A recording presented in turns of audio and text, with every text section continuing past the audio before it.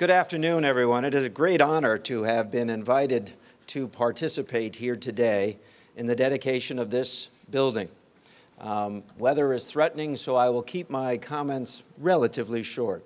I have been familiar with the Chabad movement for much of my life. I was a young assistant district attorney in Brooklyn, New York in 1980 when I first began my introduction.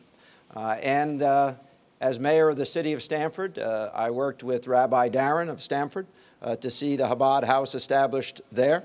In fact, one interesting fact is Rabbi Darren, who led the movement and leads the movement in Stamford, actually moved into the house where I was born and raised, and on a wonderful occasion invited me to attend the finishing of a Torah where this Irish Catholic guy got to participate. Rabbi Darren is a great and dear friend. I am well aware of the importance of this movement. In fact, in today's New York Times, there is a story about more people identifying themselves as Jewish, not necessarily giving a full or vibrant description of what that means, but clearly identifying as Jewish. I believe, as I read that article and as I contemplate this movement's success, that is in fact a portion of their success. Having people to understand their cultural and religious ties to the past and to the future as Jews in this nation. I cannot think of any organization that has done more in that regard than this movement.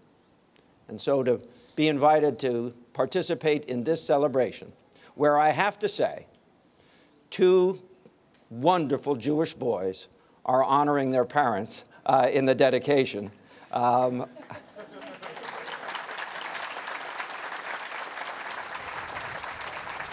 Is a great tribute. For one to select his mother is particularly moving to me. I had that kind of relationship and reliance on my mother as a person who grew up with physical disabilities and perceptual disabilities and dyslexia. I know the importance of an advocate mother, and I was moved to see that you decided to dedicate it in her name. And to recognize one's father as a leader in one's home, as a leader in one's community, and as a dedicated individual and businessman is also a great honor. So let me say in closing, thank you for inviting me. Thank you for honoring me by allowing me to be present with you today. Now and in the future, anything I can do for this community, this Chabad, the broader community of New Haven, please let me know and invite me back. Thank you.